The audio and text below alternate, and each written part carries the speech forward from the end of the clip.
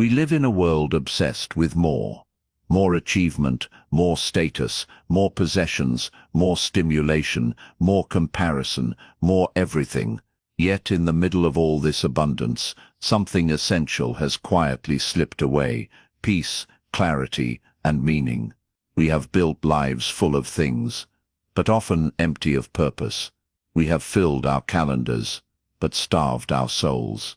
We have chased the life we thought would bring us joy, only to realize joy was never found in the chase, but in the ability to finally slow down, see clearly, and choose intentionally. Simplicity is not about deprivation. It is not about owning nothing, escaping society, or rejecting ambition.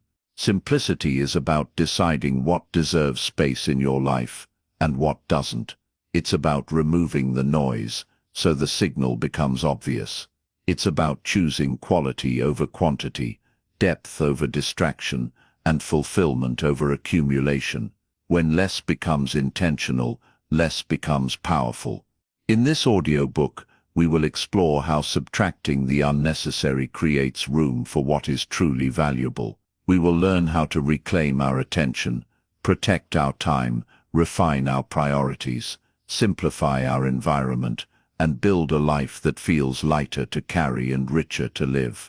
You will discover that simplicity is not just a lifestyle, it is a mindset, a discipline, and ultimately a philosophy for freedom. The chapters ahead will give you practical tools, real strategies, and timeless principles to master the magic of a simple life, where you are no longer overwhelmed by everything around you, but guided by what truly matters within you. This journey is about redesigning your life from the inside out. Let's begin. Chapter 1. Stop letting life overwhelm you. Life has a way of piling up on us when we're not paying attention.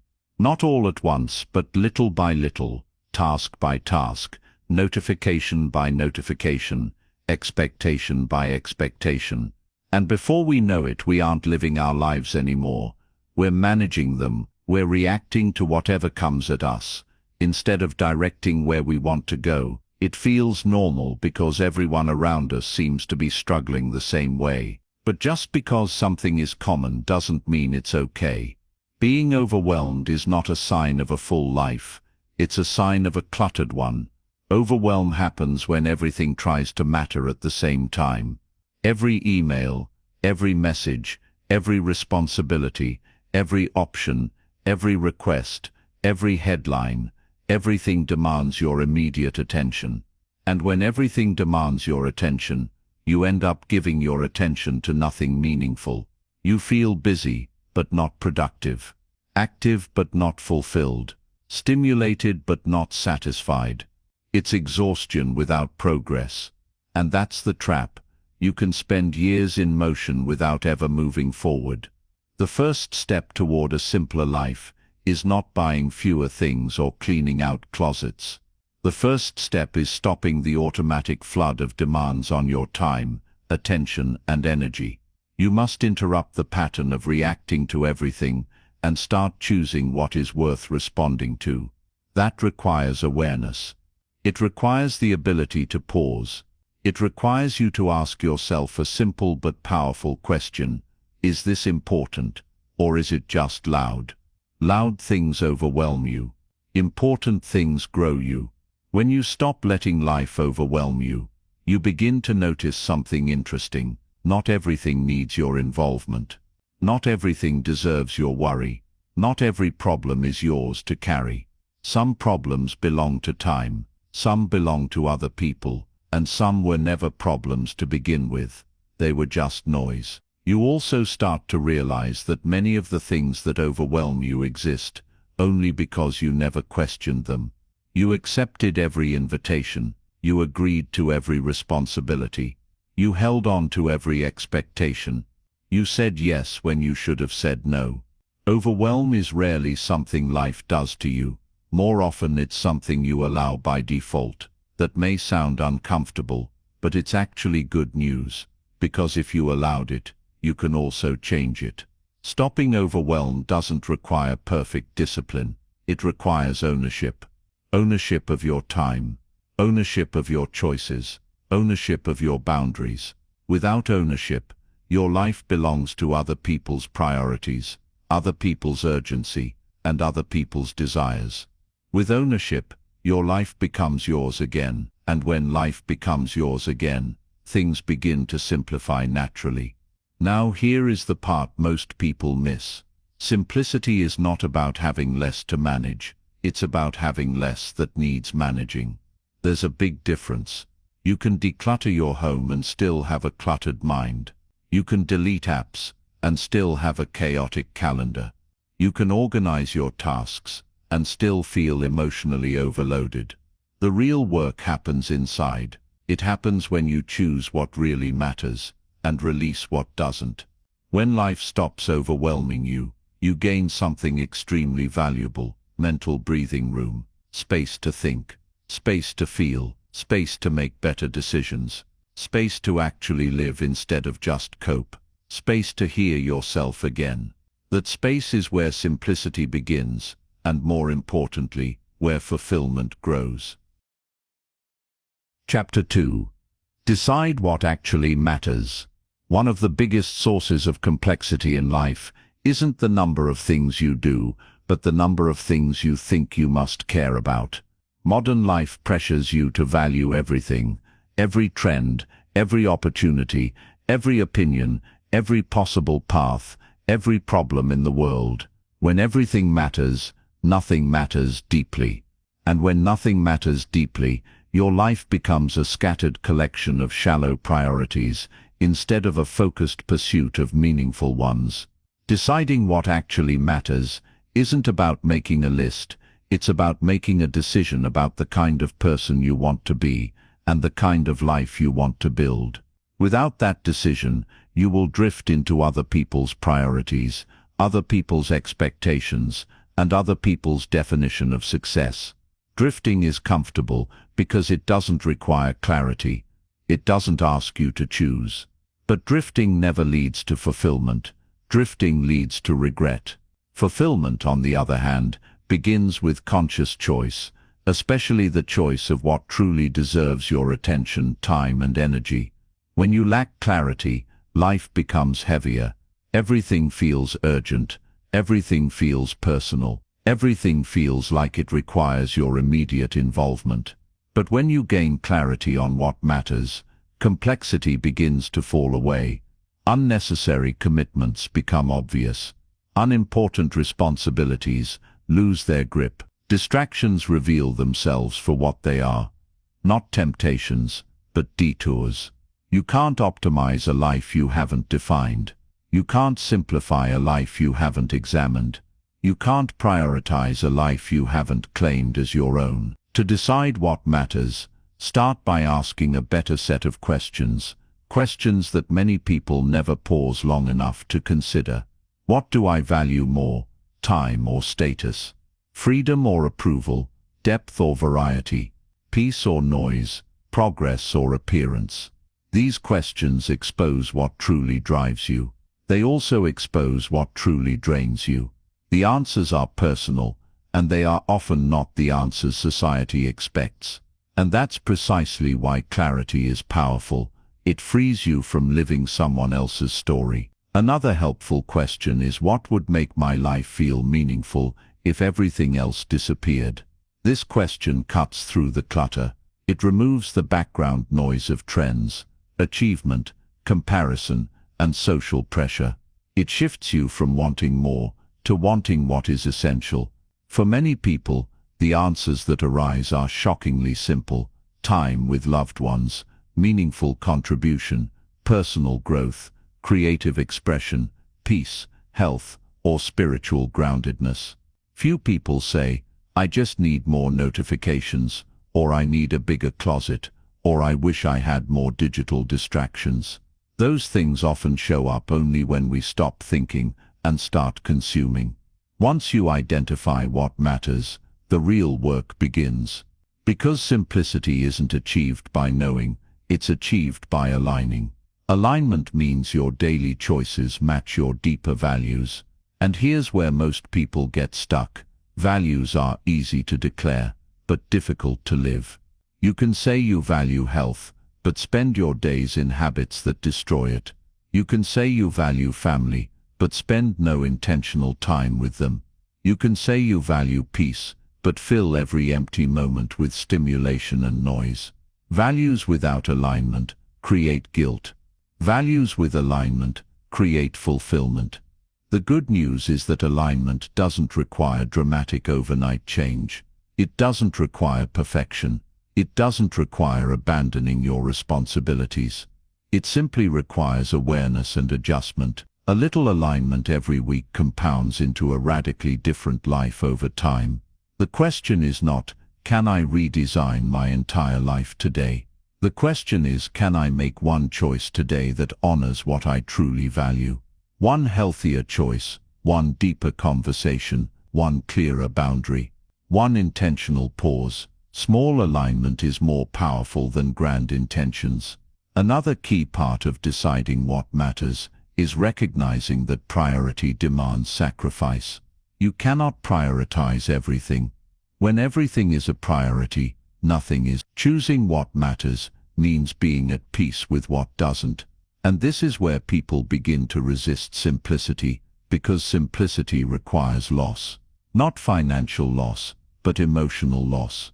The loss of the fantasy of having it all, the loss of trying to please everyone, the loss of keeping every door open. True focus requires closing doors. True priority requires saying no. True simplicity requires letting go. This can feel uncomfortable at first, but on the other side of discomfort is liberation. When you decide what matters, you also decide who matters. Some relationships nourish you, others drain you. Some connections challenge you to grow, others keep you stuck. Some people want you to succeed, others only want you available. Reducing relational complexity is one of the highest forms of self-respect. That doesn't mean abandoning people, it means no longer abandoning yourself. Ultimately, deciding what matters is an act of courage. It is easier to follow the script that was handed to you. It is easier to pursue what everyone else pursues. It is easier to stay busy than to sit with clarity. But easy does not lead to meaningful. Easy leads to predictable. Easy leads to average. Meaningful begins when you choose direction rather than drift. So pause, take a breath and ask yourself, if my life was simpler, what would it be filled with? Whatever your answer is, that's the beginning of clarity. And clarity is the foundation upon which the magic of a simple life is built. Chapter 3. Remove what doesn't serve you. Once you decide what truly matters, the next challenge is clearing out everything that doesn't. And this is where most lives stay cluttered. Not because people don't know what they want, but because they don't remove what stands in the way. We tend to think simplification is about addition, adding better habits, adding routines, adding new strategies. But simplicity has always been a subtractive art.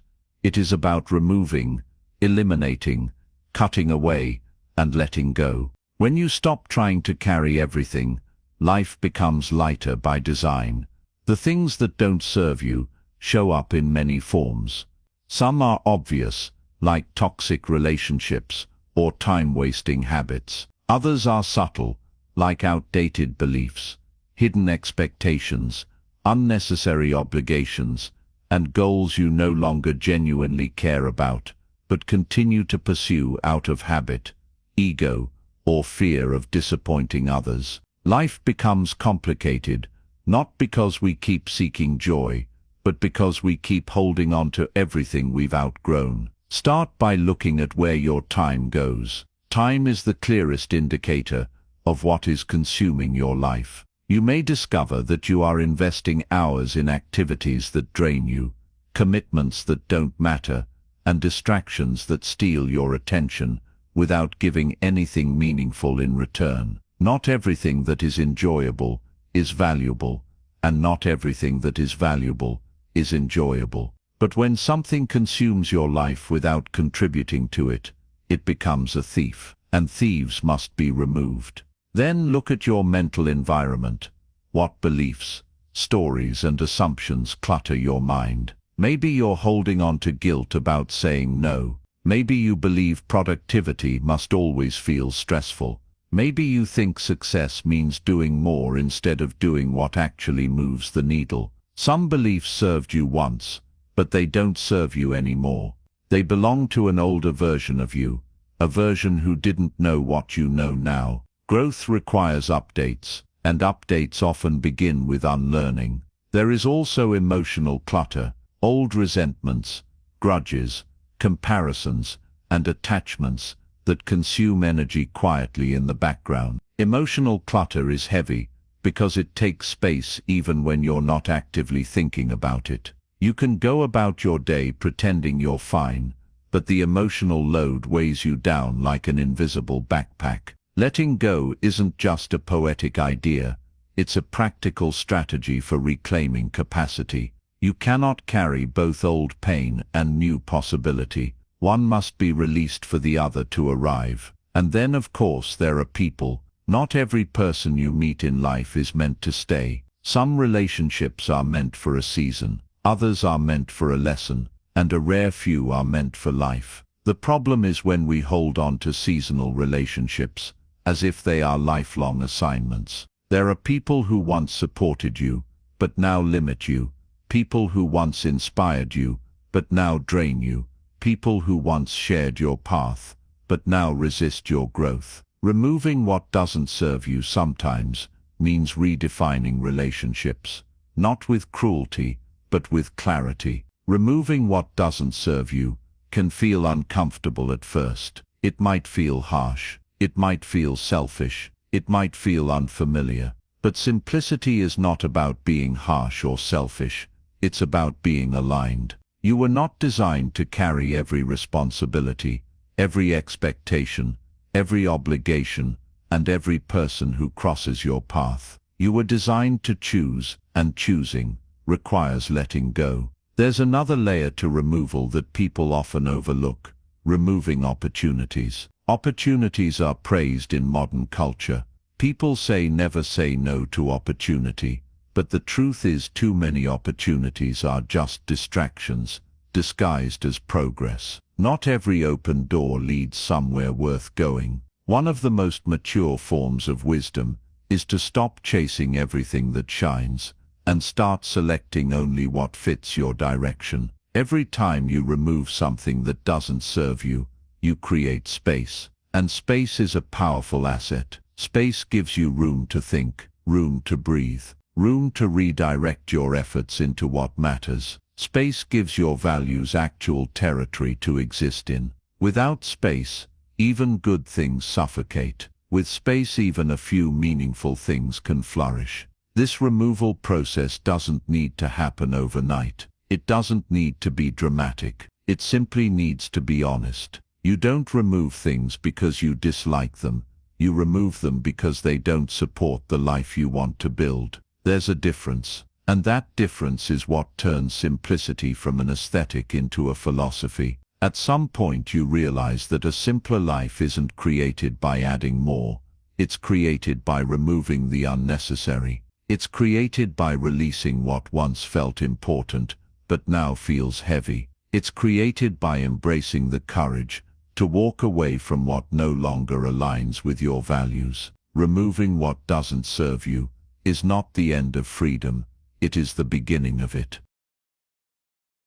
Chapter 4. Keep fewer, choose better. A simple life isn't defined by having nothing. It's defined by having the right things. When you keep fewer but choose better, you stop drowning in the noise of excess and start thriving in the richness of quality. Most people don't suffer from a lack of options. They suffer from an overload of them. Too many choices, too many possessions, too many projects, too many goals, too many social circles, too many opinions, too many demands for their attention. And yet, very few of these choices contribute meaningfully to their peace, their growth, or their fulfillment. Quality is a function of selection. When you choose better, you don't need more. You don't need 5 mediocre friendships when two deeply aligned ones give you more support, more meaning, and more connection. You don't need a closet full of clothes you don't wear when a handful of well-chosen pieces make you feel confident and ready. You don't need 20 goals competing for your energy when 3 well-chosen ones will transform your life. The paradox is simple. When you raise your standards, your demand for quantity naturally decreases. But to choose better, you have to know what better means to you. Better doesn't mean more expensive, more luxurious, or more prestigious. It means more aligned with your values, your priorities, your identity, and the life you want to build. Better means things that add to your days instead of cluttering them. Better means things that move you forward instead of holding you in place. Better means things that serve you instead of owning you. Choosing better also means choosing deliberately. Many people choose reactively. They buy because it's on sale. They say yes because they feel obligated. They commit because it looks impressive. They collect responsibilities because everyone else seems to. But deliberate choosing means asking questions before you acquire or commit. Why do I want this? Do I actually need this? Will I use this? Does this align with what matters to me? Even pausing long enough to ask these questions will change what you bring into your life. The same principle applies beyond possessions.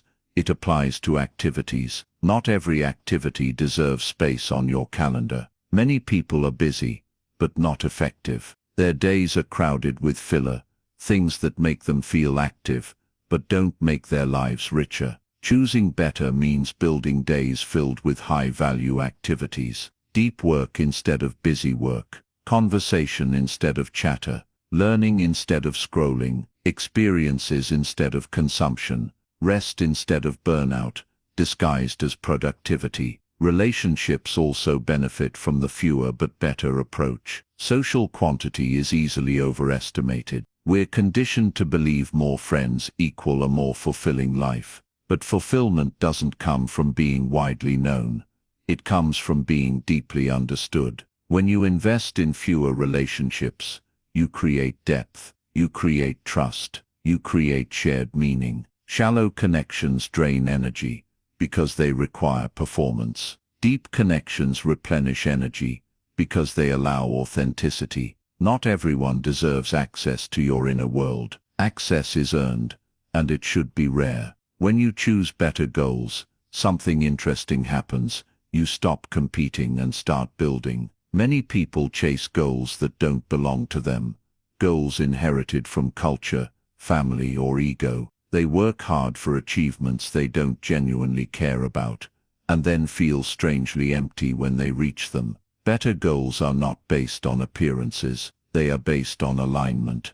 They energize you instead of draining you. They transform you instead of distracting you. They reward you with meaning instead of applause. Choosing better also affects your environment. A cluttered environment creates a cluttered mind. Every object takes a small amount of attention. Every unfinished project takes a mental bookmark. Every unnecessary possession takes space that could be used for something more meaningful, or for nothing, which is sometimes even more valuable. Space itself is not emptiness. Space is potential. When you own fewer things, the things you own are easier to appreciate, maintain, and enjoy. But here's the deeper truth.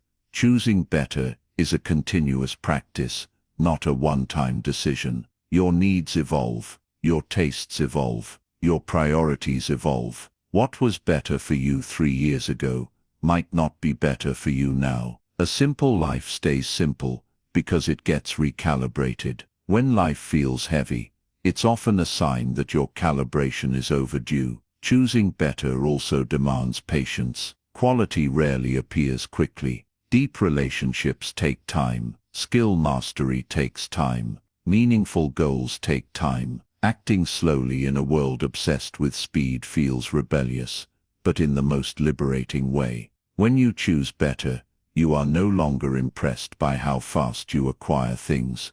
You are impressed by how deeply you experience them. Ultimately, keeping fewer and choosing better is an act of self-respect. It says, my life is too valuable to fill with things that don't matter. It says, I am allowed to be selective. It says, I would rather have a life that is deep, meaningful, and aligned, than one that is crowded, busy, and hollow. And in a world that urges you to accumulate endlessly, that kind of selectiveness is not only powerful, it's revolutionary.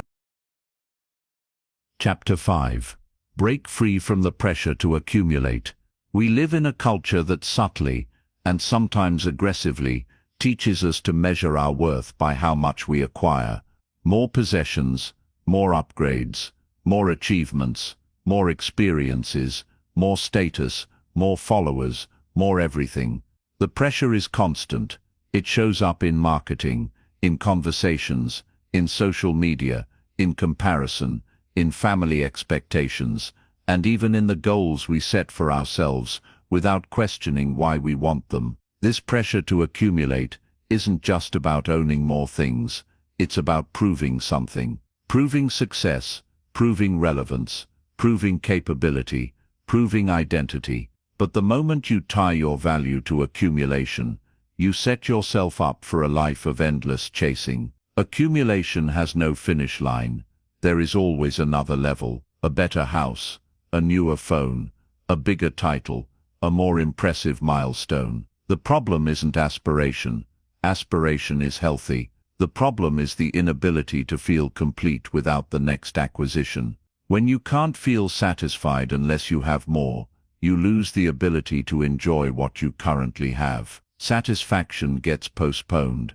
Gratitude gets muted. Presence gets replaced by anticipation. You're always looking ahead, never appreciating now. To break free from this pressure, you must first understand where it comes from. A large part is cultural conditioning. You were born into a world where accumulation is praised and minimalism is misunderstood. Children are rewarded with toys. Teens are rewarded with gadgets. Teens are rewarded with gadgets. Adults are rewarded with upgrades. The message is consistent.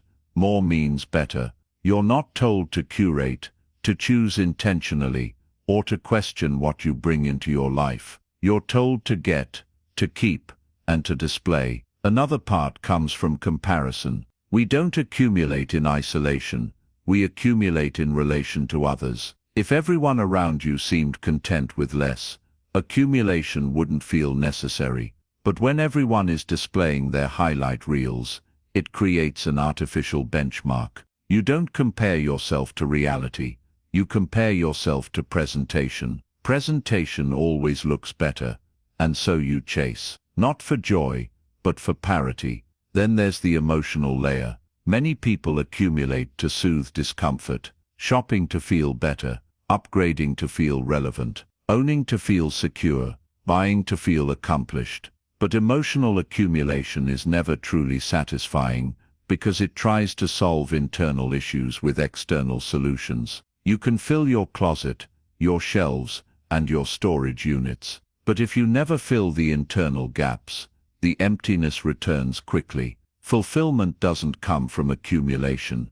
It comes from alignment. Breaking free doesn't mean rejecting possessions or abandoning ambition. It means rejecting dependency on accumulation for identity. It means shifting from acquiring to curating. It means asking, what adds value to my life? Instead of what do other people expect from me? It means choosing based on who you are, not who you're trying to impress. One of the most liberating realizations you can come to is that you don't need to own everything you admire. You can appreciate things without acquiring them. You can enjoy experiences without documenting them. You can celebrate others' success without feeling deficient in your own. When admiration replaces acquisition, life becomes lighter. You also begin to realize that accumulation isn't just physical, it's mental. People accumulate unfinished projects, unmade decisions, unprocessed emotions,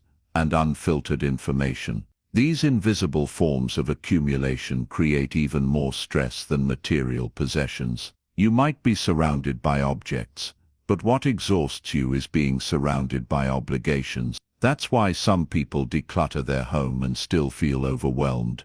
the mental clutter remains untouched. Breaking free means decluttering both the physical and the psychological. Another overlooked truth: accumulation steals time. Everything you acquire must be managed, cleaned, organized, repaired, upgraded, stored, insured, or replaced. Owning more doesn't just cost money, it costs time. And time is the currency you never get back. When you accumulate without intention, you trade hours of your life for things that often don't contribute to your happiness or growth. There is a different way to live, and it begins with redefining success. Success is not how much you can stack on top of your life. Success is how much meaning remains once you remove what never mattered. Wealth isn't just the ability to buy, it's the ability to walk away. Freedom isn't the privilege of owning more, it's the privilege of needing less. And confidence isn't built by impressing others, it's built by no longer needing to. When you break free from the pressure to accumulate, you reclaim choice. You stop buying out of impulse, you stop upgrading out of insecurity, you stop pursuing goals out of comparison. Instead, you live from intention. You own what serves you, you pursue what fulfills you, you invest in what grows you, you acquire what aligns with the life you genuinely want, not the life you're told to want. And for the first time, you begin to feel something rare in modern life: enoughness. Enoughness is not stagnation, it's arrival. It's the moment you stop chasing validation and start living from contentment. And once you experience enoughness, accumulation loses its power over you, because you no longer need more to feel like you are enough. Chapter 6. Learn to ignore the unimportant. Your attention is one of the most valuable resources you possess, and yet it is one of the easiest things to lose control of. Every day you are surrounded by endless inputs, notifications, opinions, requests, trends, arguments, expectations, and temptations. Not all of these things are harmful, but most of them are unimportant. And the truth is, the unimportant is more dangerous than the harmful, because it sneaks into your life quietly. Harmful things are loud. Unimportant things are subtle. They don't destroy you outright. They distract you slowly. When you fail to ignore the unimportant, you pay for it in mental fragmentation. Your attention gets divided into tiny fragments, until no single task gets the full strength of your mind. You check your phone while eating, while working, while resting, while walking, while doing nothing. You consume information you don't need, engage in conversations that don't matter, and react to situations that have nothing to do with your goals or values. And the worst part is, you often don't even question it. It just feels normal. Learning to ignore the unimportant is not about becoming indifferent or careless. It's about becoming selective. Selective with your time, selective with your responses, selective with your emotional energy. The world will always present you with more than you can handle. Your job is not to handle everything. Your job is to decide what deserves handling. The skill of ignoring is not laziness. It is intelligence. It is the intelligence to focus on what truly moves your life forward and let everything else fall away. Most people treat their attention as if it were infinite. They assume they can afford to care about everything. But attention is limited. You only get so much per day, and once it's spent, it's gone. If you use it on gossip, distractions, arguments, comparisons, and random stimulation, don't be surprised if you have nothing left for creativity, growth, relationships, or meaningful work. Focus requires capacity. Capacity requires guarding your attention. A good place to begin is by asking a simple question whenever something demands your involvement. Is this mine? Not every problem is your problem. Not every conversation is your conversation. Not every fight is your fight. Not every crisis is your crisis. We have a tendency to inherit the stress of others, the expectations of others, and the urgency of others. But when you say yes to things that don't belong to you, you automatically say no to things that do. Another helpful question is, does this change anything important? Many things that feel urgent are actually irrelevant. You could spend hours defending an opinion online, arguing with someone who won't change their mind, consuming news that won't change your life, or keeping up with trends that will be forgotten next month. Modern society rewards reaction, not reflection, but your life improves through reflection, not reaction. Ignoring the unimportant also applies to emotions. Not every emotion deserves a response. Not every impulse deserves action. Not every thought deserves attention. You can feel something without chasing it. You can notice something without participating in it.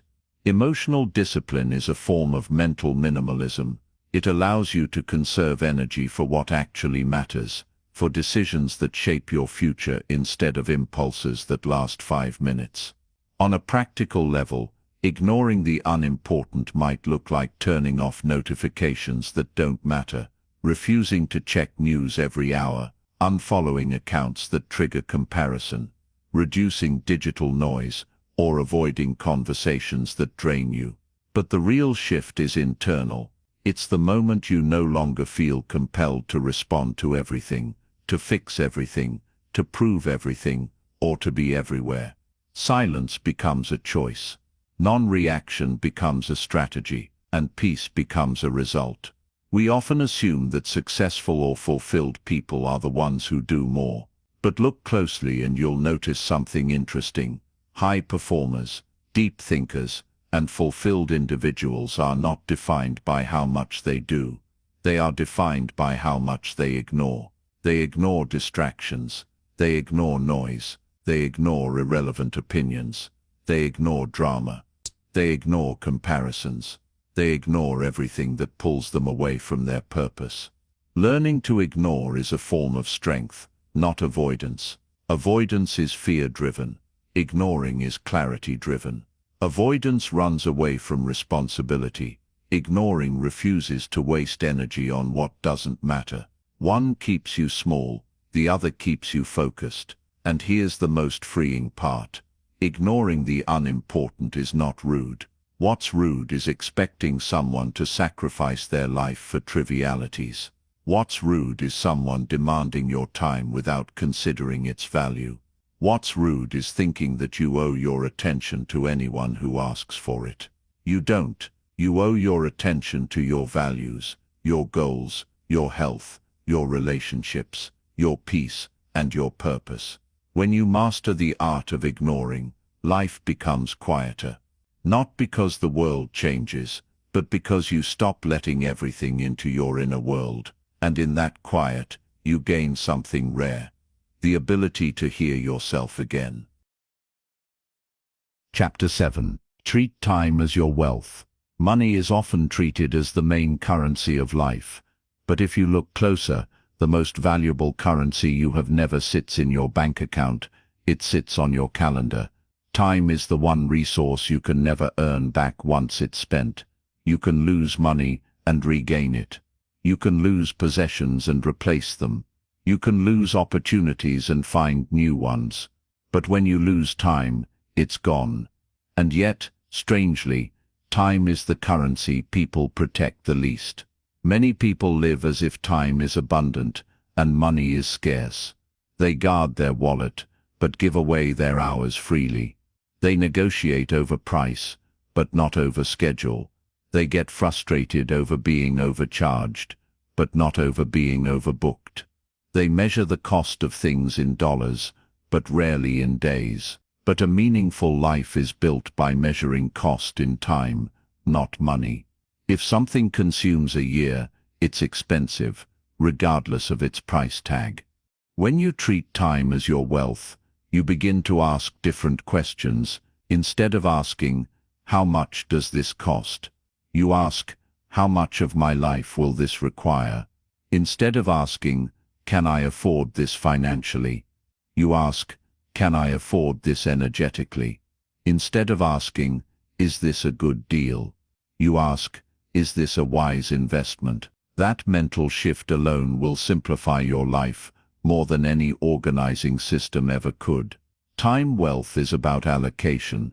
How you allocate your hours reveals what you value, even when your words say otherwise. If you say you value health, but spend no time on movement, rest or nourishment, the truth is in your schedule.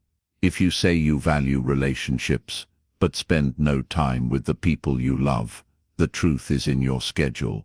If you say you value growth, but spend no time learning or practicing, the truth is in your schedule. Schedules don't lie, they expose priorities. But here's the good news. Priorities can be redesigned. You don't need to overhaul your entire life overnight. Even a small reallocation of time compounds into meaningful change. 10 minutes of reading a day becomes 60 hours a year. 20 minutes of exercise becomes 120 hours of movement annually. 15 minutes of focused work every morning becomes 90 hours of creation. Small commitments become large results when compounded through time, wealth. There is another layer to treating time as wealth, protecting it. Time needs boundaries just like money does. People will ask for your time the way children ask for candy, without any awareness of cost or consequence. Not out of malice, but out of habit. And if you're not careful, your calendar will fill up with other people's priorities. Requests, invitations, favors, meetings, obligations, errands, small things that seem harmless until you realize your life has been scheduled for you. Protecting time doesn't always require saying no harshly. Sometimes it requires saying no clearly. Sometimes it requires saying no early. Sometimes it requires saying no silently, by never making yourself always available. Availability is not a virtue when it becomes self-sacrifice. A life without boundaries is a life lived for everyone except yourself. The opposite of protecting time is wasting it. Time can be wasted in obvious ways: mindless scrolling, addictions, procrastination, shallow entertainment, but the most dangerous time wasters are disguised as productivity. If you're not careful, you can spend your days doing things that look productive, but don't move you closer to anything that matters. Busyness is not effectiveness. Activity is not progress. Time wealth requires the wisdom to distinguish motion from movement. Another dimension of time wealth is presence. You can spend time physically while being absent mentally. You can be at dinner while thinking about work. You can be with family while thinking about your phone. You can be on vacation while thinking about your inbox. Presence is not just being there, it's being here. This moment, this conversation, this breath. Presence multiplies time. It takes ordinary hours and turns them into memories, meaning, and connection. There's also the future dimension. Time wealth considers the compounding effect of how you invest your hours today. Skills compound, knowledge compounds, relationships compound, health compounds. If you invest time into things that compound, your future self becomes wealthy in ways money cannot purchase. If you waste time on things that decay, your future self becomes poorer no matter how much money you accumulate. And finally, treating time as wealth changes how you define success. Success stops being measured by how much you have and starts being measured by how much of your life is truly yours. A person with less money but more time freedom is often wealthier than someone with more money but no control over their schedule. The dream is not to be rich financially while being bankrupt in time. The dream is alignment, where your time funds the life you actually want to live. When you begin treating time as your wealth, something profound happens. Life slows down, simplifies and opens up. You become intentional rather than reactive. You become present rather than distracted. You become directed rather than scattered. And the life you build begins to reflect not what the world pressures you to accumulate, but what you consciously choose to become. Chapter 8. Build simple systems that keep you sane. Chaos isn't always caused by lack of effort. Often it's caused by lack of structure. Most people are not overwhelmed because they are lazy. They are overwhelmed because their life requires constant decision-making, constant problem-solving, and constant reacting. Every day becomes a new negotiation with responsibilities, habits, and tasks that should already have a process. The result is decision fatigue, mental friction, and unnecessary stress. Systems are the antidote. Systems reduce chaos by reducing the number of decisions you need to make. When you build simple systems, you create order without having to force discipline every single day. A system is not a complicated software or a rigid routine. A system is simply a repeatable way of doing something, so you don't have to reinvent the wheel every time. You already use systems without realizing it. How you brush your teeth, how you make coffee, how you lock up your home before you leave. Those things don't require thought anymore because they've been standardized. Systems make things automatic, and when something becomes automatic, it becomes easier, faster, and less mentally expensive. One of the most powerful forms of simplicity comes from using systems to eliminate micro-stress. Micro-stress is the stress caused by tiny, constant decisions. What should I wear? What should I eat? When should I work? What should I do first? Individually, these decisions seem harmless, but when you make hundreds of them every day, they drain your cognitive energy. Decision fatigue doesn't make life harder, it makes life feel heavier. Systems remove that weight. When you build simple systems, you also remove the need for motivation. Motivation is unreliable. It fluctuates. It comes and goes based on mood, energy, weather, and emotion. Systems don't require you to feel inspired. They only require you to execute. That's why people who rely on motivation burn out quickly, while people who rely on systems build consistency quietly. Consistency doesn't come from hype.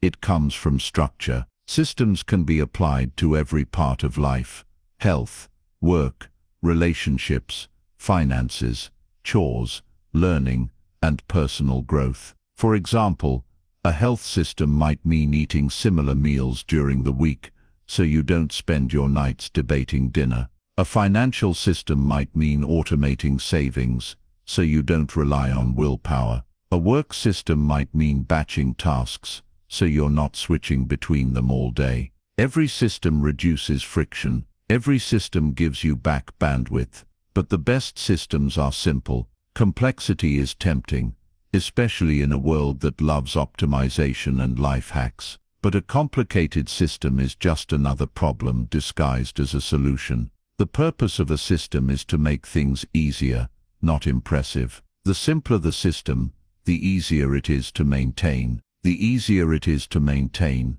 the more likely it is to succeed. Simplicity is a competitive advantage because it survives real life. Systems also protect you from chaos during low-energy seasons. Anyone can manage life when they feel strong, motivated, and well-rested. The real test comes when life gets heavy, when you're tired, when you're stressed, when you're juggling responsibilities, when challenges show up. Systems take over when your willpower collapses. They catch you.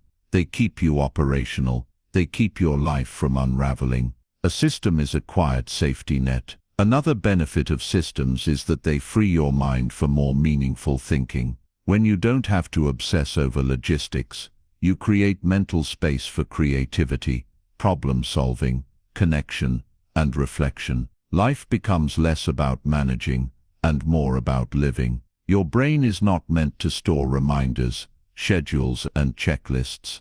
It's meant to think, imagine, and make decisions. Systems carry the boring part, so your mind is free for the important part. A powerful way to start building systems is to ask, what do I struggle with repeatedly? Wherever there is repetition, there is an opportunity for systemization. If you are repeatedly late, disorganized, overwhelmed, unprepared, or forgetful about something, That area doesn't need more effort.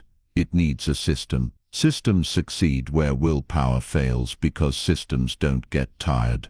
And here's something rarely talked about. Systems reduce emotional friction in relationships. Many arguments between partners and family members are not about values. They're about logistics. Who will do what? When will it be done? How will it be handled? When there is no system, everything must be renegotiated. When there is a system, responsibility becomes automatic instead of argumentative. Less friction, more harmony. You don't need to overhaul your life to start building systems. Start small. Pick one area that drains you the most and design a repeatable process for it. Over time, these small systems stack, and your life becomes noticeably smoother.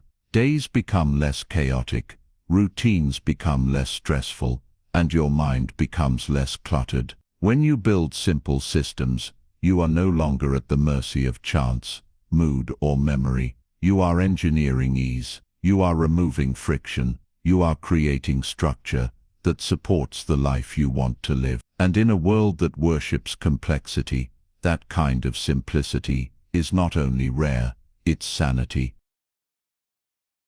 Chapter 9. Slow down to go further. Speed has become the default setting of modern life. We rush to work, rush through tasks, rush through meals, rush through conversations, rush through goals. We even rush through rest, as if slowing down for too long might cause us to fall behind. But behind whom? Behind what? So much of our rushing is driven by fear. Fear of missing out, fear of losing relevance, fear of being outpaced, fear of not achieving enough fast enough. We equate speed with progress, but the truth is, speed without direction is just motion, and motion without meaning eventually leads to burnout. Slowing down is not laziness. Slowing down is not weakness. Slowing down is not a lack of ambition. Slowing down is strategy. It is the art of moving through life with intention instead of impulse.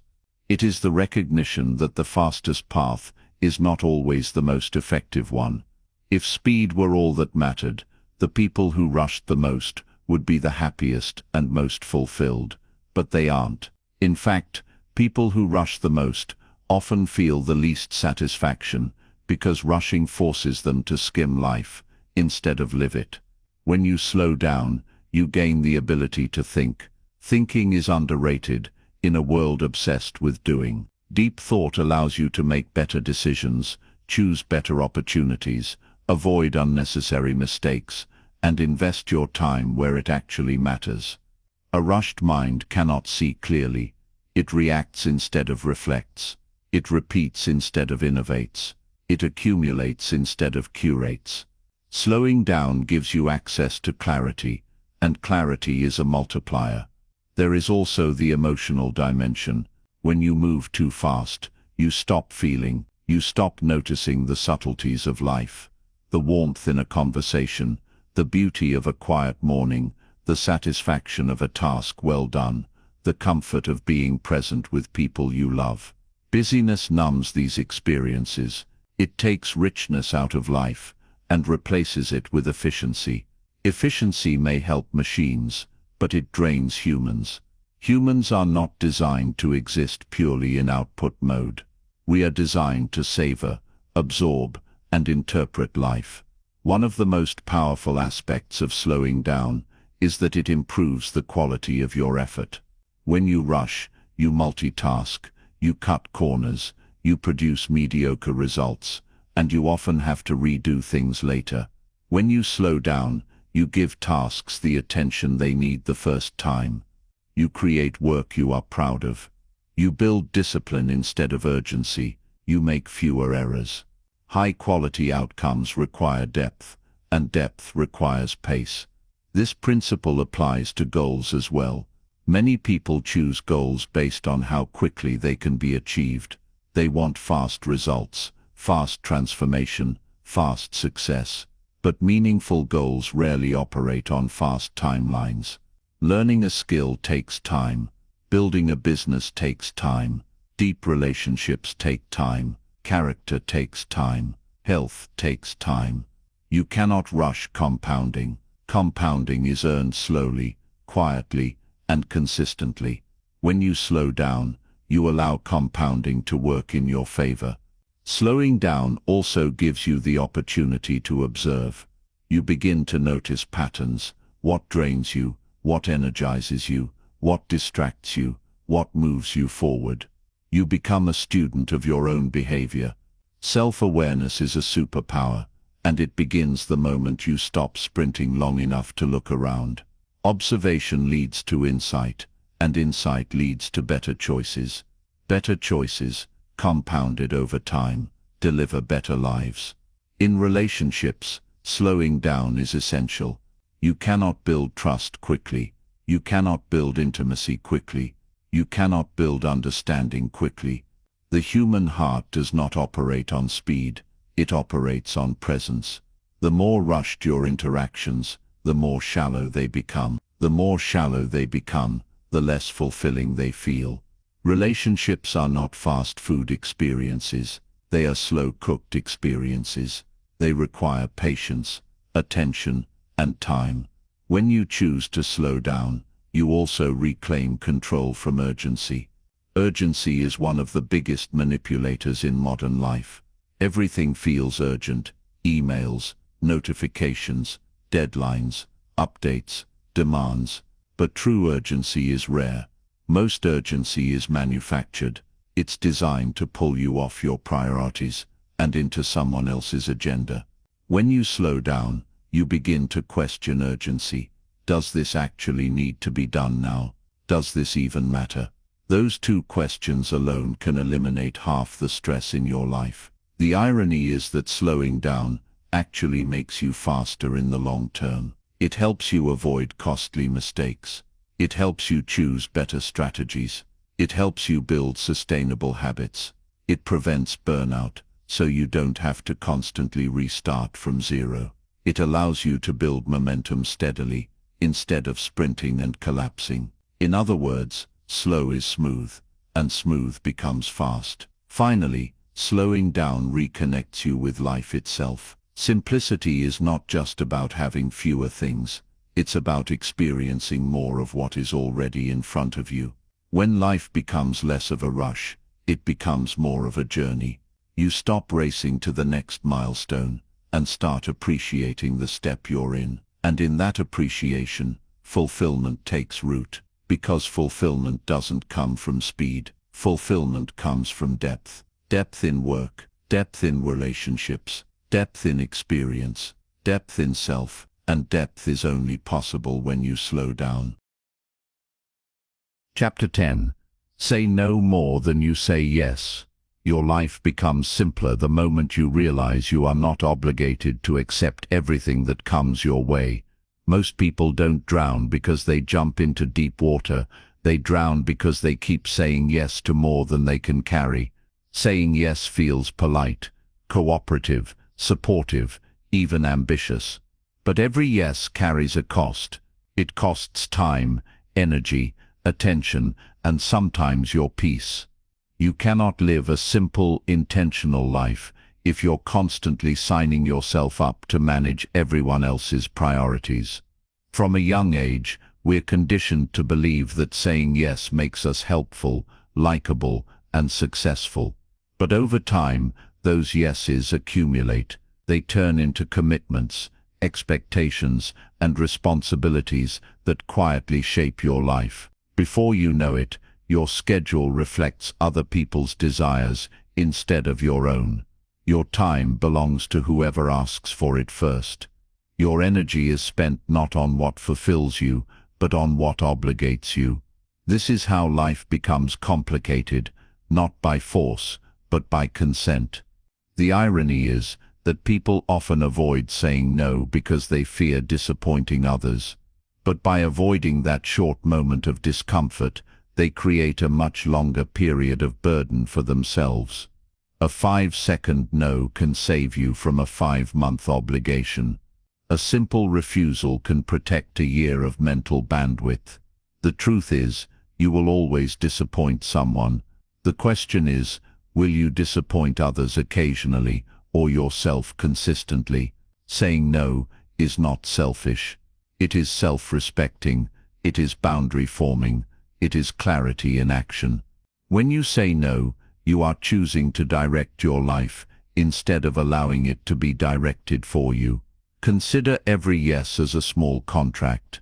When you say yes, you are agreeing to give up a portion of your life.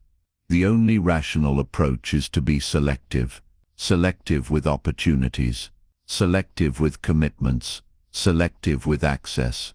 This doesn't mean you should say no to everything. It means you should say yes only to the things that deserve your time, align with your values, contribute to your goals, or genuinely bring fulfillment. And when you do say yes, it should be a full yes, not a reluctant, guilt-driven, or fear-based yes. A life filled with shallow yeses leaves no space for deep commitments. It's depth that makes a life meaningful, not volume. One reason people struggle to say no is that they misunderstand generosity. Generosity is powerful, but real generosity has a structure. It has boundaries. A yes without boundaries is not generosity, it's self-erasure. You cannot pour endlessly without refilling. You cannot give meaningfully if you are depleted. Healthy giving comes from overflow, not obligation. The world doesn't need you to say yes to everything. The world needs you to show up well for the things that truly matter. Another reason people struggle to say no is the fear of missing out. Opportunities feel scarce. It feels dangerous to decline them. But the most successful and fulfilled individuals are not those who chase every opportunity. They are those who curate. They choose the few that align and ignore the many that distract. Opportunity is not valuable simply because it exists. It's valuable when it aligns with direction. The person who pursues everything advances nowhere. There is also the social pressure factor. Many requests come disguised as expectations, invitations to events, obligations to participate, pressure to match others' pace. But you are not responsible for satisfying every social script. You are responsible for designing a life that feels meaningful. A life that is crammed with obligations might look impressive from the outside, but internally it feels suffocating. Learning to say no starts with learning to pause. Instead of responding instantly, ask yourself, is this worth exchanging part of my life for?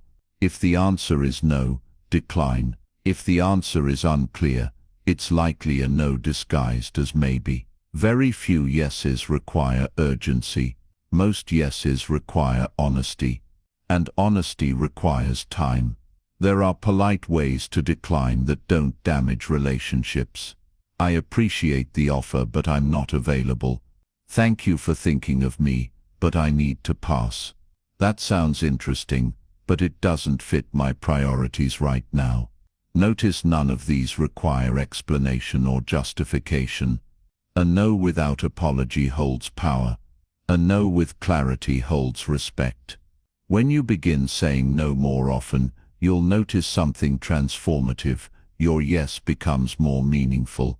Your commitments become deeper. Your presence becomes stronger. Your time becomes protected. The people who value you will respect your boundaries, and the people who only valued your compliance will fall away. That's a useful sorting mechanism. In the end, simplicity isn't just about owning less or doing less, it's about agreeing less. Agreements shape your life. Agreements consume your days. Agreements determine your energy. The life you want is not built from the yeses you give out of fear or guilt, but from the yeses you give from clarity and intention. Say no more often, so the yeses you choose can actually take you somewhere. Chapter 11. Rewrite your relationship with possessions. Possessions are not just objects. They're symbols, stories, and sometimes even identities. What we own influences how we feel, how we behave, and how we perceive ourselves. Yet most people never examine their relationship with their things. They accumulate by default, keep by habit, display for validation, and replace out of boredom. The result is a life full of objects, but starved of intention. To rewrite your relationship with possessions, you first have to recognize the emotional scripts behind them. People buy for many reasons: comfort, status, security, distraction, reward, escape, thrill, or nostalgia. But rarely do they buy from clarity. Buying becomes a form of self-soothing, a brief sense of control in a chaotic world. For a moment, purchases feel exciting, but excitement fades quickly, and objects turn into clutter. Clutter isn't just physical. Clutter is delayed decision-making. Every item in your space is a decision you postponed: keep, discard, store, fix, use, or ignore. Those undecided decisions create mental weight. When possessions accumulate faster than purpose, life becomes crowded. It becomes harder to focus, harder to move, harder to clean, harder to rest. Visual noise becomes internal noise. People often underestimate how much their environment influences their mind. A messy environment is not harmless. It demands attention. Even objects you're not using still occupy psychological space. They remind you of unfinished plans, abandoned hobbies, or aspirations you never committed to. Objects can become ghosts of who you thought you would be. Rewriting your relationship with possessions doesn't mean living with nothing. It means owning with intention. It means asking, does this support my life or complicate it? The question isn't, do I like it? The question is, does it matter? Many things you like do not matter. Many things that matter are not things you buy. Ownership should be functional, emotional, or meaningful. If something doesn't serve you in any of those three ways, why carry it? This shift reveals an important truth.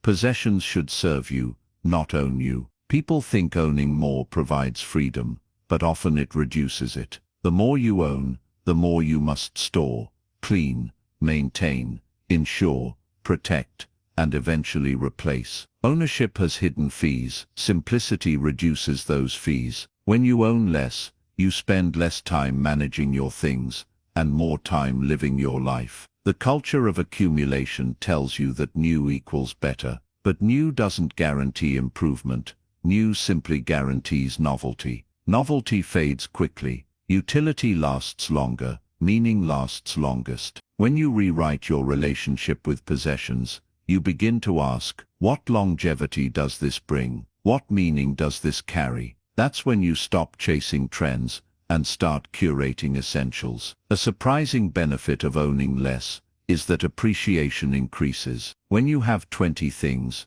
you appreciate none. When you have 3 things you truly value, you appreciate all of them. Scarcity breeds appreciation, not abundance. Appreciation is not only emotional, it's practical. If you own fewer clothes, you wear them more, care for them better, and choose them intentionally. If you own fewer tools, you use them more efficiently. If you own fewer entertainment devices, you enjoy them more deeply. Possessions become partners, not props. There is also the identity layer. Many people subconsciously use possessions as identity boosters. Cars, clothes, gadgets, decor, objects chosen, not for personal value, but for social signaling. But social identity built on possessions is fragile. It requires constant updating, upgrading, and displaying. And even if the world applauds, inner fulfillment rarely follows. When your identity no longer depends on what you own,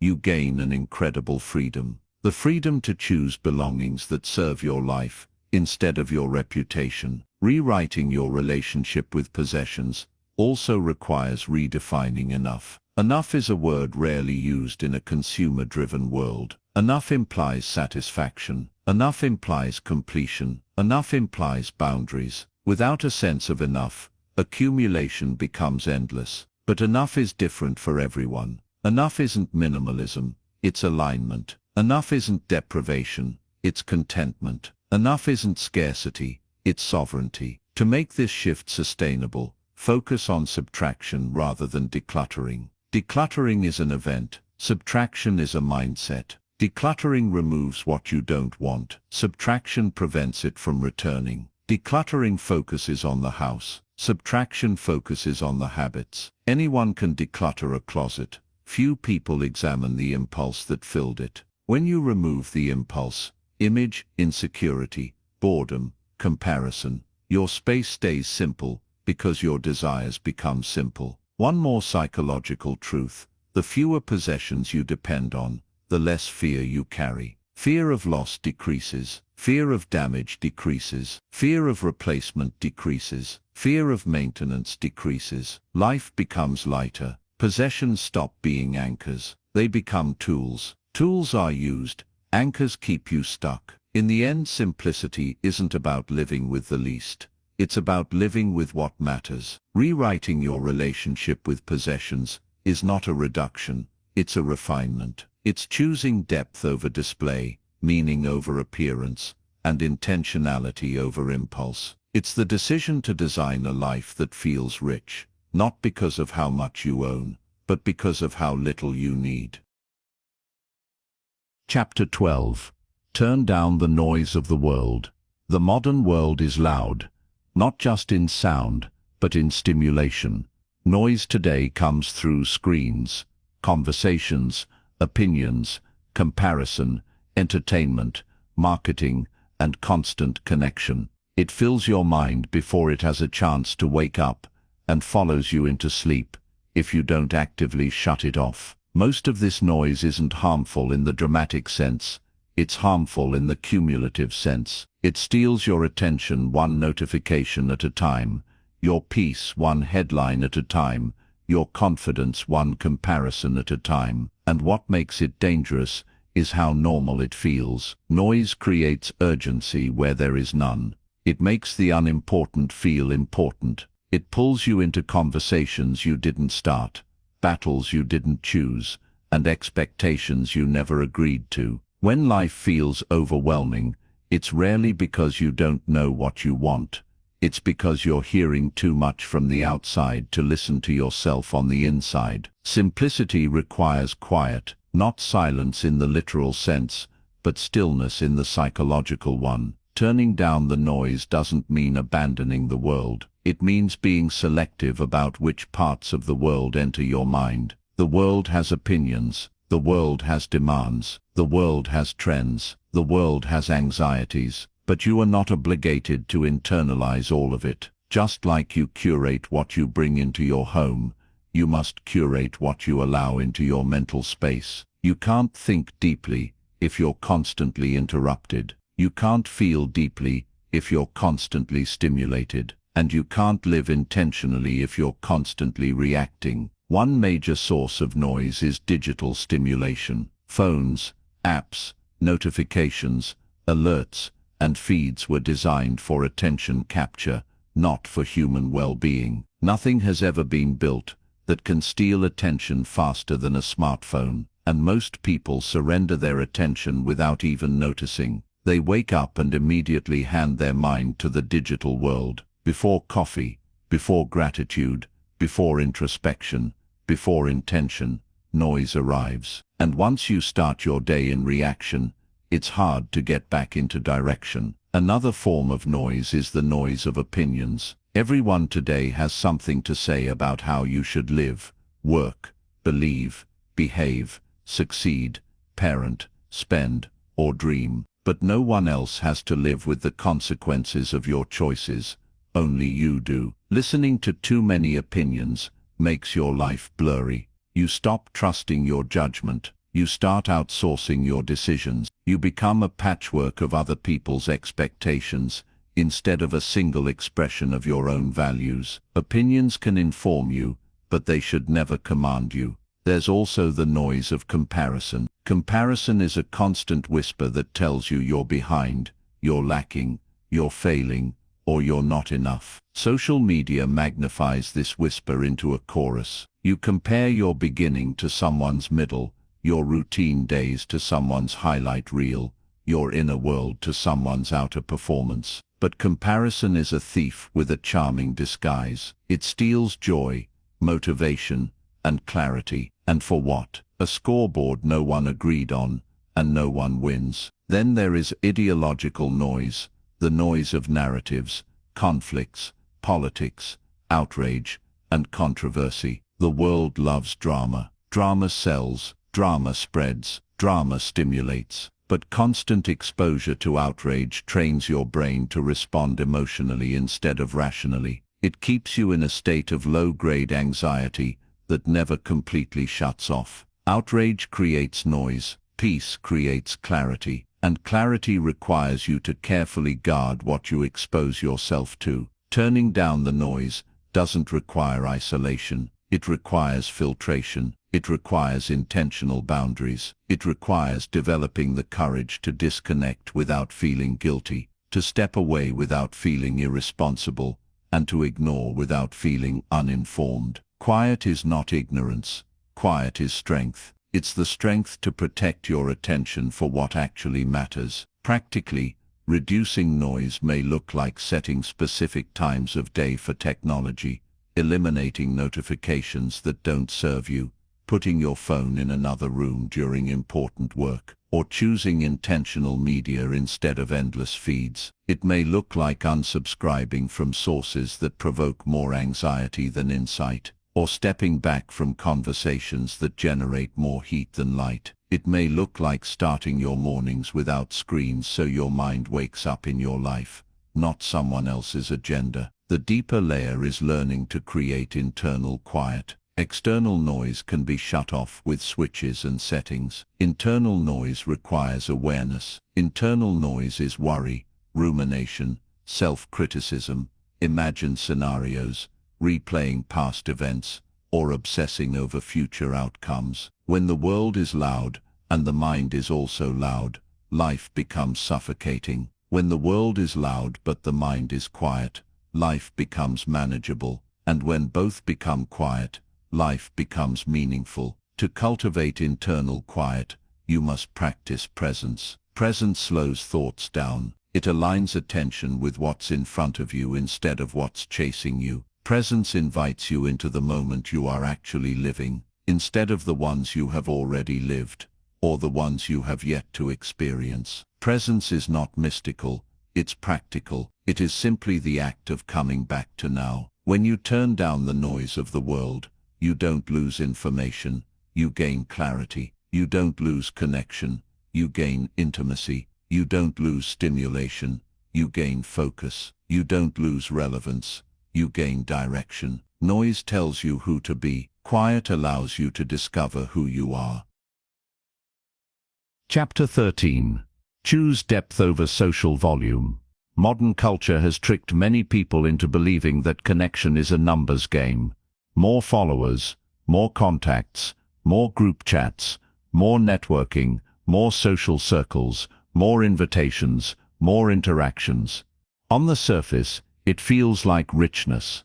It feels like relevance. It feels like community. But quantity is a misleading metric. You can know hundreds of people and still feel lonely. You can talk all day and still not feel understood. You can be surrounded by people and still feel unseen. True connection doesn't come from volume. It comes from depth. Depth requires time, attention, vulnerability, and consistency. Those four ingredients cannot be spread thinly across dozens of relationships without losing potency. When you try to maintain social volume, you end up with relationships that are shallow, transactional, or performative. They remain at the level of updates and opinions rather than values and meaning. You know about each other's lives, but not about each other's hearts. You can converse for hours, but never touch anything real, and after it's over, you leave feeling entertained rather than nourished. Choosing depth means becoming intentional about who you give your social energy to. Not everyone needs access to your story, your struggles, your dreams, your fears, or your inner world. Access is not a default, it's a privilege. When everyone has access, no one has intimacy. Depth requires selective openness. It requires choosing a smaller circle where mutual trust, understanding, and growth become possible. One of the reasons people avoid depth is that depth requires vulnerability. Vulnerability is exposure. Vulnerability is uncertainty. Vulnerability is the risk of being misunderstood or rejected. So instead, many choose safety. They stay on the surface where nothing important is shared, and therefore nothing important can be hurt. But the safety of the surface comes at the cost of nourishment. Shallow relationships protect from pain, but they also block connection. No one feels deeply fulfilled by conversations that stay polite forever. Depth also requires patience. You cannot rush trust. You cannot microwave closeness. You cannot accelerate familiarity. Deep relationships form slowly through repeated interaction, shared experiences, and emotional sincerity. They require showing up, not just for the highlights, but for the quiet, unremarkable, everyday parts of life. The world loves everything fast, but the heart loves everything slow.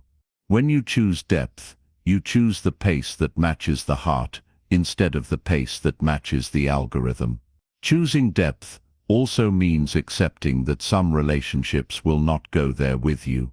Not because the other person is bad or unworthy, but because not every connection has the capacity or compatibility for depth. That's okay. Depth is not about forcing relationships. It's about filtering them. When you stop trying to make everyone a close friend, social clarity emerges.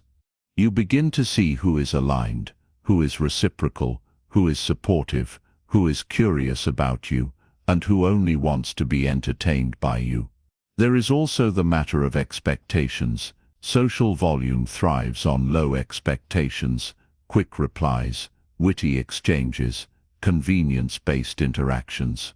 Depth thrives on higher expectations, honesty, loyalty, presence, and emotional courage. When you raise your relational standards, volume naturally decreases. Some people will drift away, some will quietly exit, some will lose interest. That is not a loss, it is a filtration. The ones who remain will give you what volume never could: meaning. An often overlooked benefit of choosing depth is that it reduces social anxiety. When you stop trying to maintain hundreds of weak ties, you free yourself from the invisible pressure of appearance, performance, and approval. You stop trying to impress and start trying to connect. You stop worrying about being interesting and start focusing on being interested. Shallow connections are exhausting. Deep ones are energizing. Depth also transforms conversations. Instead of talking about updates, gossip, trends, and headlines, you begin talking about fears, dreams, values, mistakes, goals, growth, philosophy, and truth. Conversation becomes a form of exploration rather than a form of entertainment. You learn more about yourself in the process. Good conversations are mirrors. They reflect back parts of you that you cannot see alone.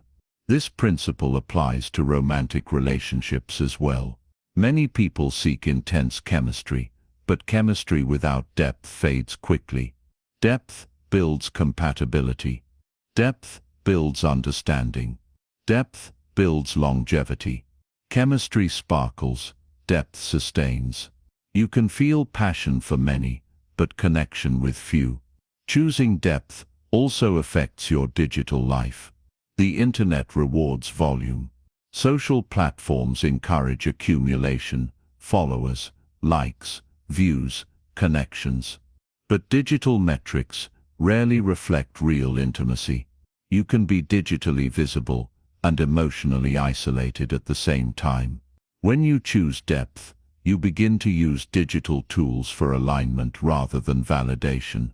You message fewer people, but have richer exchanges. You scroll less but reflect more. You observe more but compare less. At its core, choosing depth over social volume is an act of courage. It is easier to be liked by many than known by a few. It is easier to chat than to reveal. It is easier to perform than to connect.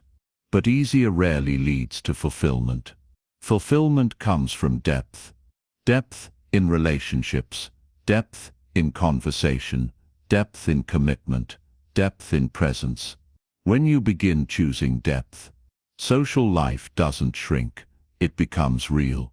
The hollowness dissolves, the noise fades.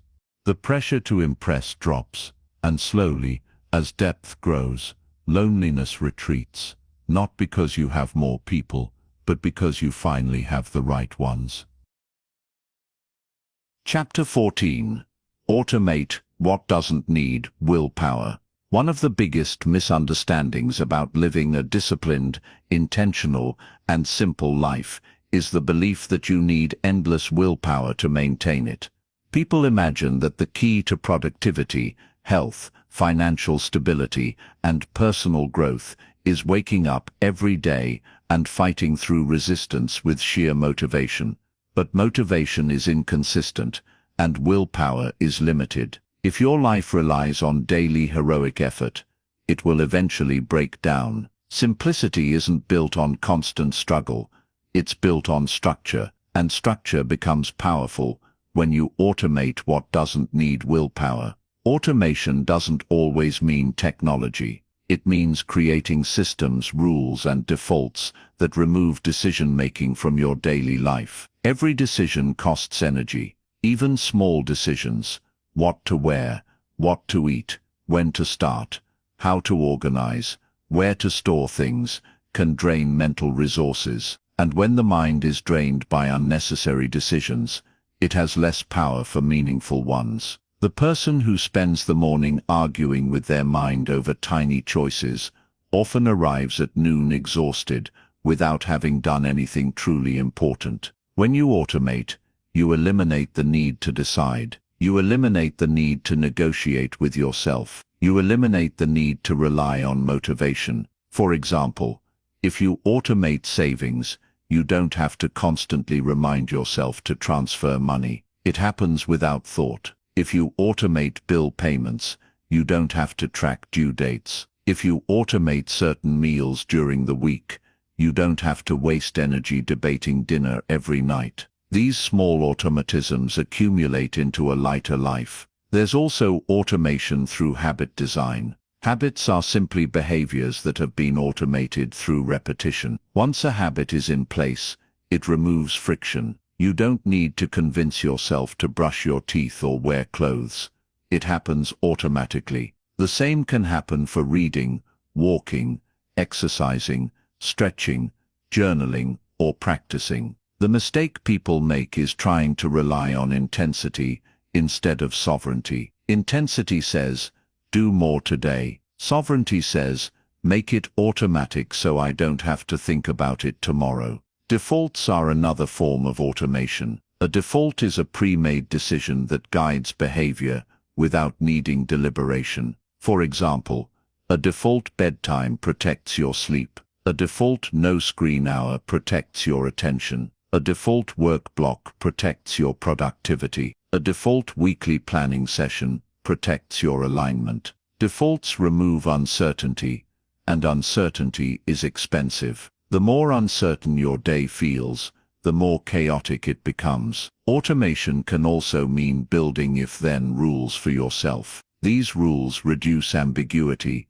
and prevent emotional decision-making. For example, if it's Monday, I learn. If it's Wednesday, I work out. If it's Friday, I review finances. If I'm anxious, I go for a walk. If I'm overwhelmed, I journal. These simple rules free you from negotiating with your feelings every time. Feelings are inconsistent. Rules are consistent. One powerful benefit of automation is that it frees willpower for creativity, problem solving, and growth. Willpower is a finite resource, but most people waste it trying to start things that could have already been started by systems. If you don't automate, life becomes a series of manual tasks that constantly require activation. Automation reduces activation energy. It makes hard things easier and easy things effortless. The resistance to automation often comes from perfectionism.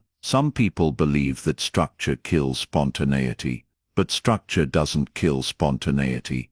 Chaos does. Chaos consumes your attention, time, and confidence. Structure creates space. When small tasks are automated, you gain the freedom to choose how to use your remaining energy. You gain time for creativity, presence, and play. Automation doesn't make life rigid. It removes the friction that prevents fluidity. There is another layer to consider: emotional automation. Emotional automation doesn't mean suppressing feelings. It means building constructive defaults for emotional experiences. Instead of numbing stress with scrolling or snacking, you build a default habit of stepping away, breathing, or moving. Instead of reacting impulsively in conflict, you build a default habit of pausing before responding. Instead of catastrophizing uncertainty, you build a default habit of asking for clarity.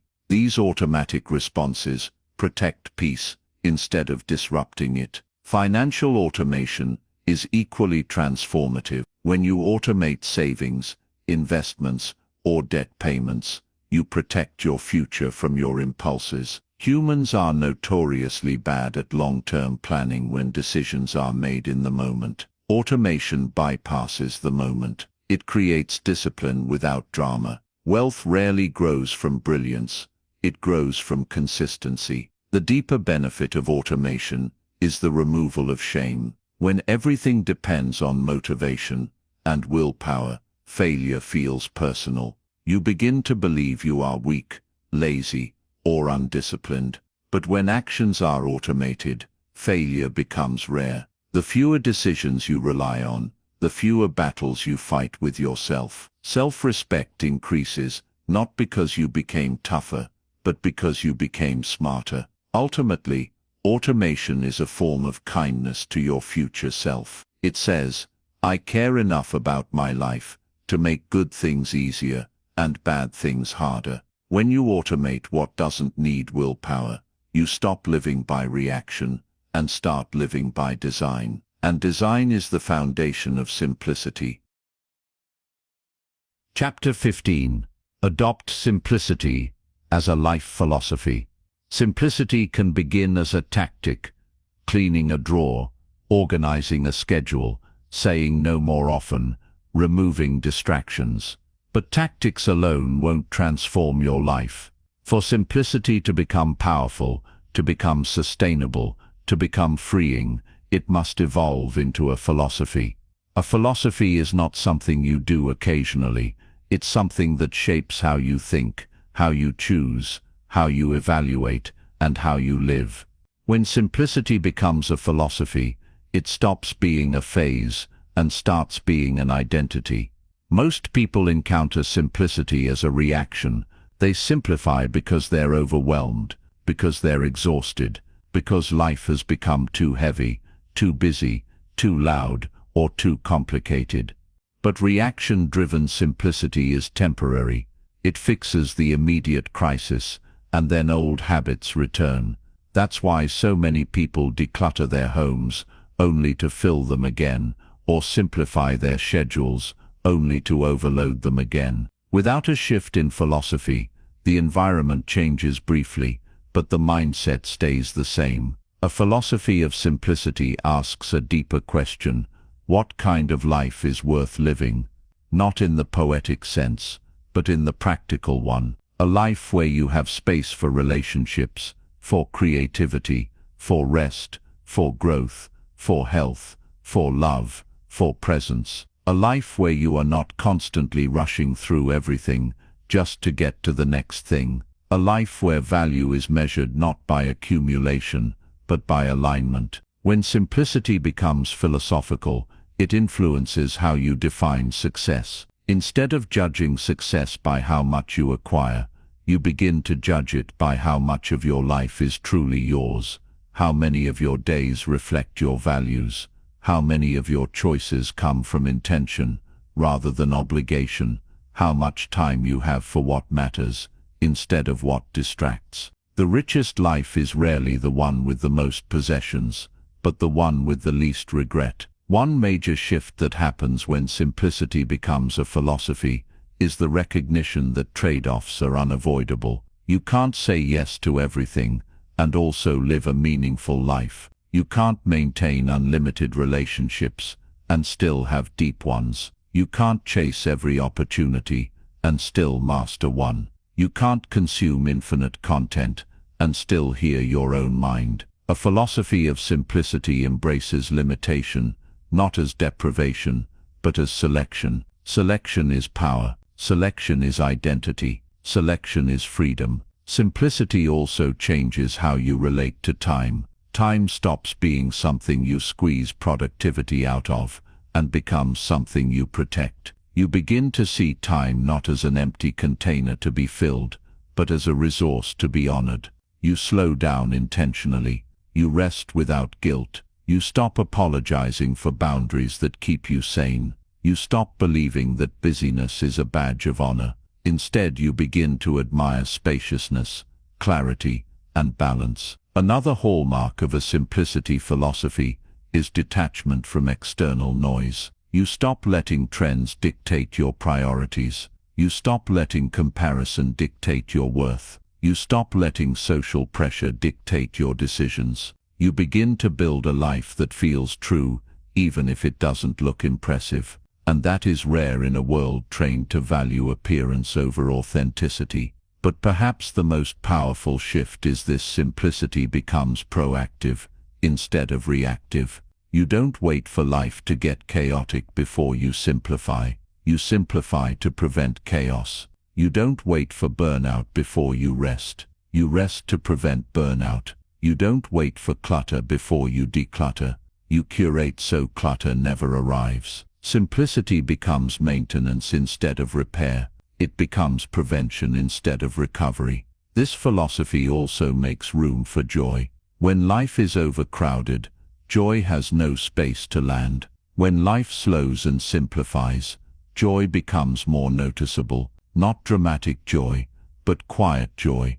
The joy of presence, of clarity, of connection, of competence, of creativity, of enoughness. These forms of joy are small in appearance, but immense in impact. They are the kind of joy that accumulates in memories, not in selfies. To adopt simplicity as a philosophy, you don't need to abandon ambition. Ambition and simplicity are not opposites. In fact, simplicity strengthens ambition. When your life is not weighed down by clutter, physical, emotional, relational, or digital, you gain an extraordinary kind of focus. That focus lets ambition become deep instead of scattered.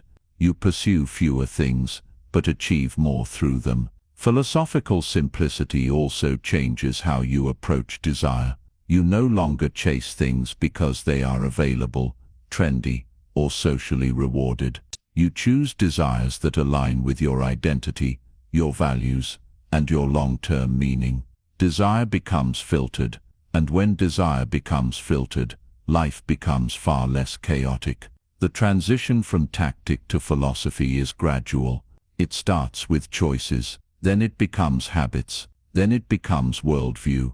Eventually it becomes ease. The ultimate goal of simplicity is not to own less, do less, or be less. The ultimate goal of simplicity is to be more present, more intentional, more free, and more alive. When simplicity becomes who you are, and not just what you do, life doesn't just get lighter, it becomes profoundly richer. Conclusion. The promise of simplicity has always been the same. When you remove what doesn't matter, what does matter finally has room to breathe.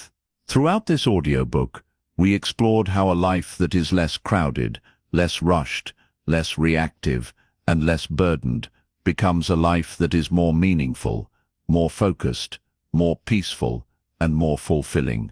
Not because simplicity gives you more, but because it gives you more of what you actually need. The world will always push you toward more. More consumption, more commitments, more pressure, more speed, more noise. It will never voluntarily create space for you to think, to pause, to rest, to reflect, or to be intentional. That space has to be built by you. Simplicity is that building process. It is the conscious reclaiming of your time, energy, attention, and identity from forces that would otherwise scatter them. A simple life is not a small life. It is not a life without ambition, curiosity, or achievement. In fact, simplicity strengthens ambition by removing the distractions that dilute it. It strengthens relationships by reducing the social clutter that crowds intimacy. It strengthens creativity by freeing mental bandwidth. It strengthens self-respect because you are no longer abandoning yourself for every demand that shows up. Simplicity doesn't shrink life, it sharpens it. It makes life more deliberate. The real challenge is not understanding simplicity, it is sustaining it. Anyone can simplify when overwhelmed. Anyone can declutter when stressed. Anyone can pause when burned out. But to make simplicity a philosophy, you must make it a choice, even when things are going well. You simplify not just to escape chaos, but to protect clarity. You choose less not because you are deprived, but because you are selective. You say no, not because you are antisocial, but because you are aligned. Simplicity continues to reveal its benefits the longer you practice it. You begin to notice that peace is not a luxury, it is a result. Presence is not an accident, it is cultivated. Fulfillment is not found, it is designed. And time is not just something you use, it is something you honor. When life slows just enough for awareness to enter, you start seeing the patterns that shape you. You begin choosing those patterns instead of inheriting them. In a culture that constantly encourages accumulation, simplicity asks a better question: what is enough? Enough is the moment you stop believing you need to prove your worth through possessions, through productivity, through perfection, or through performance. Enough is the moment you release the pressure to impress and begin the journey to live. Enough is where anxiety ends and living begins. If there is one final truth to carry with you, it is this: a meaningful life is not the result of what you add, but what you remove. You remove the noise to hear yourself again. You remove the excess to find clarity again. You remove the distractions to feel purpose again. You remove the unnecessary, so the necessary can shine. Simplicity is not disappearance, it is distillation. It distills your life down to the essentials: the people you love, the work that matters, the values that guide you, the habits that sustain you, the dreams that feel true to who you are becoming. When you make space for those things, life becomes richer, not because it becomes bigger, but because it becomes truer. You don't need to wait for the world to quiet down. The world may never quiet down, but you can turn down the noise. You can choose slower rhythms. You can choose deeper relationships. You can choose selective ambition. You can choose clear priorities. You can choose a life that is light enough to carry and meaningful enough to be proud of. Less is more is not a slogan, it is a compass. And if you follow it, not only will your life become simpler, it will become unmistakably yours.